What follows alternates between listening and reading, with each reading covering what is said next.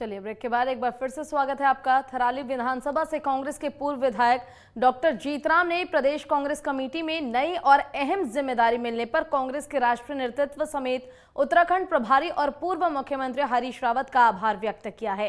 इस दौरान उन्होंने कहा कि वो अपनी इस जिम्मेदारी का बखूबी निर्वहन करेंगे। साथ ही 2022 विधानसभा चुनाव में पार्टी की जीत के लिए बूथ स्तर तक पार्टी की मजबूती के लिए काम कर रहे हैं।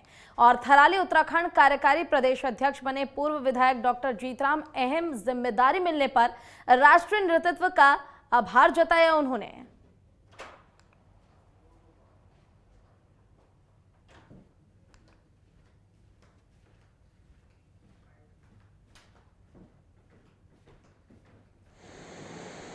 कांग्रेस कमेटी माननीय सोनिया गांधी जी का, माननीय राहुल गांधी जी का, माननीय प्रियंका गांधी जी का, माननीय मुकुल वासनिक जी का, माननीय वेणुगोपाल जी का, माननीय हरीश रावत जी का, माननीय प्रदेश प्रभारी देवेंद्र यादव जी का, सह प्रभारी माननीय राजेश धर्मानी जी का, सह प्रभारी माननीय दीपिका सिंह पांडे जी का, माननीय प्रीतम सिंह जी का, माननीय मनीष खंडूड़ी जी का, सभी अखिल भारतीय कांग्रेस कमेटी और प्रदेश कांग्रेस कमेटी के हमारे जो नेतागण हैं, मैं सबका आभार प्रकट करता हूं, धन्यवाद देता हूं कि आप लोगों ने मुझे इस योग्य समझा कि मैं प्रदेश की सेवा कर सकूं एक कार्यकारी का अध्यक्ष के रूप में और कांग्रेस की नीतियों और रीतियों को आगे बढ़ाने का काम कर सकूं।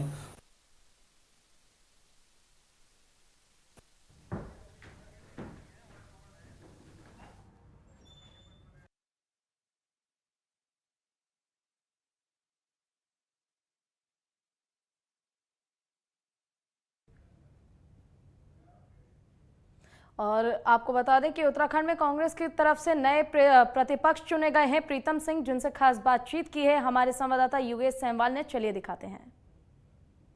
बैठकों के बाद आखिरकार अब प्रदेश अध्यक्ष और नेता प्रतिपक्ष का चयन हो गया। हमारे साथ प्रीतम सिंह जी हैं, जिनको नई जिम्मेदारी दी गई है। सर, एक नई जिम्मेदारी, लंबे समय तक आप प्रदेश अध्यक्ष रहे और अब नेता प्रतिपक्ष की जिम्मेदारी, कैसे दोनों को मैनेज किया और कैसे करेंगे आगे? देखिए, मेरा सौभाग्य है, जब मैंने राजनीति में प्रवेश किया तो मैं क्षेत्र पंचायत, जिला पंचायत, विधायक, मंत्री के रूप में, प्रदेश अध्यक्ष के रूप में, अब नेता प्रतिपक्ष की जिम्मेदारी राष्ट्रीय अध्यक्ष सोनिया गांधी ने मुझे दी है। निश्चित रूप से मेरा प्रयास होगा, मेरी कोशिश होगी, उत्तराखंड राज्य के अंदर कांग्रेस को मजबूत करने का काम हम करेंगे। 4 साल से ज़्यादा आप अध्यक्ष रहे, अब चुनाव के लिए ज़्यादा वक्त नहीं है। ऐसे वक्त में जो है आपको नेता प्रतिपक्ष बना दिया गया है और कैसे मैनेजमेंट के किस तरह से देख रहे हैं आप? एक बात बताइए, जब 2017 का विधानसभा चुनाव हुआ, हम 11 पे आ गए थे। हमने मेहनत की और आज कांग्रेस जो है भाजपा को ललकारने का काम कर रही है। और आज उत्तराखंड राज्य के अंदर आप भी इस बात को स्वीकार करते हैं कि कांग्रेस 2022 में आने जा रही है। तो आज विपक्ष के नेता के रूप में आप देखिए आगे आगे होता है क्या। जो पूरी की पूरी लिस्ट है, आप संतुष्ट हैं उससे? 4 उसमें कार्यकारी अध्यक्ष बना दिए गए, अध्यक्ष में बड़ी लंबी चौड़ी लिस्ट है। देखिए, राष्ट्रीय नेतृत्व ने जो निर्णय लिया है वो बड़ी सोच समझ करके निर्णय लिया है। कांग्रेस का एक एक साथी उससे संतुष्ट है। नेता प्रतिपक्ष जो है प्रीतम सिंह अब बन चुके हैं, क्योंकि लंबे समय से जो है वो प्रदेश अध्यक्ष की जिम्मेदारी निभा रहे थे, लेकिन जिस तरह से उन्होंने कहा कि राष्ट्रीय अध्यक्ष ने जिस तरह की जिम्मेदारी दी है उसको जो है हम अच्छे से निर्वहन करेंगे। मेरे सहयोगी सुनील के साथ में योगेश सेमवाल, नेटवर्क 10, देहरादून। और उधर चमोली में अपनी 11 सूत्रीय मांगों को लेकर सफाई कर्मियों की हड़ताल 5वें दिन भी लगातार जारी है। पर्यावरण मित्रों ने गोपेश्वर मुख्यालय में मंदिर मार्ग से लेकर नगर पालिका कार्यालय तक रैली निकालकर सांकेतिक विरोध प्रदर्शन किया। सफाई कर्मियों का कहना है कि 19 जुलाई से वो लोग हड़ताल पर हैं, लेकिन अभी तक सरकार ने कोई सकारात्मक कदम नहीं उठाया है। वहीं मूल निवासी संघ और पर्वतीय शिल्पकार सभा चमोली ने सफाई कर्मियों की हड़ताल को अपना समर्थन दिया है। उनका कहना है कि सफाई कर्मी अपने न्याय योचित मांग को लेकर हड़ताल कर रहे हैं, जिसका वो पूरी तौर पर समर्थन करते हैं।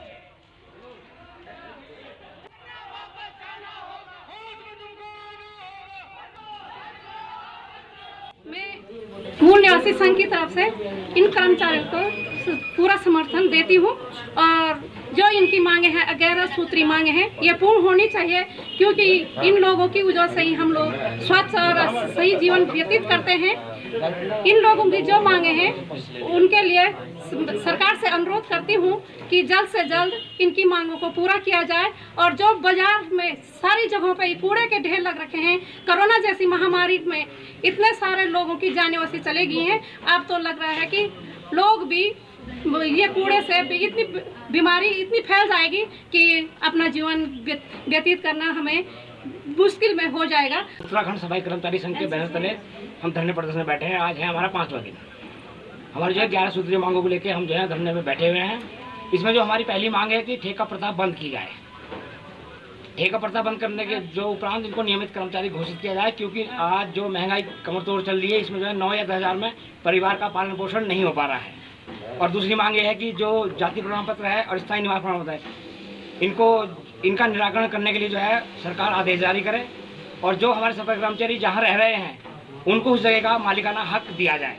और हरिद्वार के कनखल थाना क्षेत्र स्थित ग्राम जमालपुर कला में पार्टी डीलर हत्याकांड का पुलिस ने 4 दिन बाद खुलासा कर दिया है। प्रॉपर्टी से जुड़े लेन देन के विवाद में ही प्रॉपर्टी डीलर रविंदर की हत्या की गई। मृतक के रिश्तेदार पेनल्टी मामा ने ही इस हत्याकांड को अंजाम दिया है। हरिद्वार पुलिस ने मामा की मदद करने वाले विनोद शर्मा और धर्मेंद्र नाम के आरोपी को भी गिरफ्तार कर लिया है। एसएसपी सेंथली अब्दुई ने बताया कि मृतक रविंदर के मित्र सुखपाल का आरोपी विनोद शर्मा के साथ लेन देन का विवाद चल रहा था। 18 जुलाई को एक बर्थडे पार्टी में सभी लोग इकट्ठा हुए और विवाद सुलझने की बजाय आपस में दोनों पार्टी का झगड़ा हो गया, जिसके बाद मामा ने घटना को अंजाम दिया। पुलिस को मौके से देसी 315 बोर का तमंचा भी बरामद हुआ है।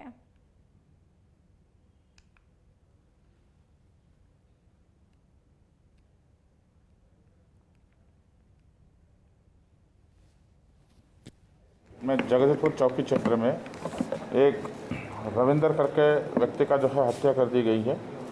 उनका वाइफ श्रीमती राजवाला का तहरीर के आधार पर जो है हमने तत्काल रूप से मुकदमा कायम किया और टीम गठित करके इसमें हम कार्रवाई करते आ रहे हैं। इसमें जो है कल हमें सफलता मिली। इसमें 3 लोगों को हमने गिरफ्तार किया है। इसमें पेनाल्टी मामा उर्फ शिव कुमार जिसने गोली मारकर उनका हत्या की है, ये जो है मृतक का रिश्तेदार में भी आता है, और एक विनोद शर्मा जिसने जो है इनको लेके जाकर अपने गाड़ी में जो है लेके जाके इनका जो हत्या। और हरिद्वार में बाबा बंसीवाले की पहली पुण्यतिथि पर जन सैलाब उमड़ पड़ा। हर की पौड़ी समेत तमाम घाटों पर बाबा बंसीवाले के भक्तों की भीड़ लग गई। कार्यक्रम में पहुंचे आचार्य महामंडलेश्वर कैलाशनंद महाराज ने कहा कि बंसीवाले बाबा ऐसे समाज सेवी संत थे जिनके द्वारा लगातार अन्नपूर्णा के भंडारे चलाए जा रहे हैं। कोविड-19 में भी प्रतिबंध के बावजूद भी उनके भंडारे चलते रहे। वास्तव में अगर धरती पर परमपिता परमेश्वर का स्वरूप देखना हो तो बाबा बंसीवाले के दर्शन करने से ही ईश्वर के दर्शन हो जाएंगे। वहीं उनके शिष्य सतीश गोयल ने बताया कि बाबा जी अजर और अमर हैं, आज भी वो हमारे बीच हैं। बाबा बंसीवाले ऐसे बाबा थे कि उनके बड़े बड़े भंडारे का आयोजन अपने आप ही हो जाता था। ब्रह्मलीन बाबा बंसीवाले बाबा जी का जो संकल्प था, मुझे लगता है वह संकल्प भारतीय संस्कृति में एक बड़ा ही महत्वपूर्ण संकल्प है। और दरिद्र नारायण की सेवा, गरीबों की सेवा उनकी प्राथमिकता थी। बाबा बंसीवाले बाबा के द्वारा अन्न क्षेत्र, यज्ञ और कथा 3 उनके महत्वपूर्ण विषय थे। उन तीनों विषयों पर उनका अत्यंत रुझान रहता था, अत्यंत झुकाव रहता था। आज आप लोगों ने बाबा बंसीवाले की ये महिमा पूरे हरिद्वार ने देखी है कि अपार जनसमूह, बाबा जी को भक्तों का जो अपार जनसमूह था वो यहाँ पर बाबा जी को श्रद्धांजलि देने आया। मैं तो सभी को मैंने अपने अनुमोदन में भी यही कहा है कि बाबा जी कहीं नहीं गए, बाबा जी अपनी गद्दी पे विराजमान हैं।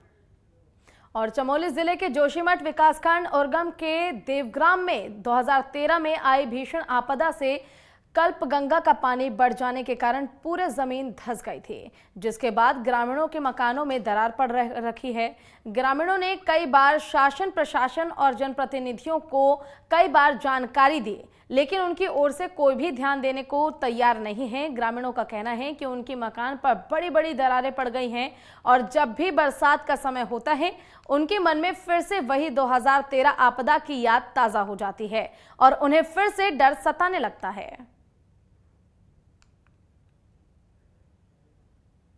वर्ष 2013 की जो ये आपदा आई थी यहाँ पे, तो उस रात को पूरे ये जो नोट गदेरा है और कल्पगंगा है, इसमें अधिक बारिश होने के कारण पूरी नदी ने जो है कि हमारी जो कृषि भूमि और यहाँ तक जो हम लोग के जो घर हैं उस पर दरारें आ गई थी और पूरा गांव नीचे धीरे धीरे भूस्खलन में नीचे बैठ रहा है, जिसके कारण लोगों को समस्याएं हो रही। बारिश में अधिकतर क्या हो जाता है कि अब फिर जैसे अब बारिश शुरू होने वाली है तो लोग दहशत में जीते हैं कि पता नहीं फिर क्या हो पाएगा। और उत्तराखंड में बाहरी राज्यों से ज्यादातर पर्यटक घूमने के लिए आ रहे हैं। ऐसे में कई पर्यटक पर्यटन स्थलों पर हुड़दंग मचाते हुए दिखाई दे रहे हैं। हुड़दंग मचाया जा रहा है कई पर्यटकों द्वारा, साथ ही सोशल डिस्टेंसिंग और मास्क का प्रयोग भी नहीं कर रहे हैं पर्यटक।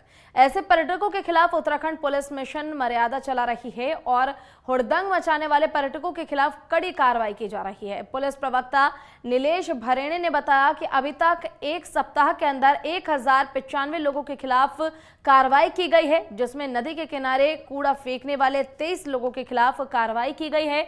साथ ही उन्होंने बताया कि नदियों और घाट के किनारे हुक्का और नशीले पदार्थ पीने वाले 331 लोगों के खिलाफ कड़ी कार्रवाई की गई। ये एक सप्ताह अभी हो गया, 16 जुलाई से जो है ये उत्तराखंड पुलिस का मिशन मर्यादा जो है ये शुरू हुआ है।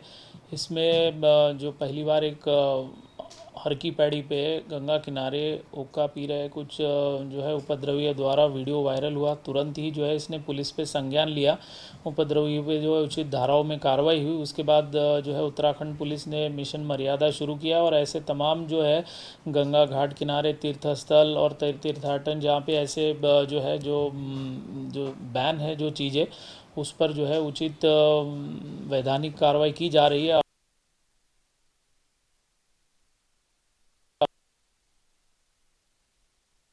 और पुलिस की तरफ से लगातार पर्यटकों के लिए मर्यादा अभियान चलाया जा रहा है, जिसमें कि बाहरी राज्य से आने वाले पर्यटकों को सावधान रहने की बात की गई है। आपको बता दें कि पर्यटक की तरफ से जिस प्रकार से उत्तराखंड में लगातार गंदगी फैलाई जा रही है, जितने भी पर्यटक स्थल है उन पर कार्रवाई की गई। ऐसे में एक सप्ताह में 1095 लोगों के खिलाफ कार्रवाई की गई है। पर्यटन स्थलों पर हुड़दंग मचा रहे पर्यटकों के खिलाफ ये कार्रवाई की गई। ऐसे में पर्यटकों के खिलाफ पुलिस मर्यादा मिशन चला रही है और एक सप्ताह के अंदर 1000 से ज्यादा लोगों के ऊपर कार्रवाई की जा चुकी है। और एक सप्ताह के अंदर 1000 से ज्यादा लोगों के खिलाफ कार्रवाई की गई। आपको बता दें कि लगातार पर्यटक जो है वो उत्तराखंड पहुंच रहे हैं। ऐसे में पर्यटकों की तरफ से लगातार गंदगी भी फैलाई जा रही है, जिसको लेकर उनके ऊपर कार्रवाई की गई।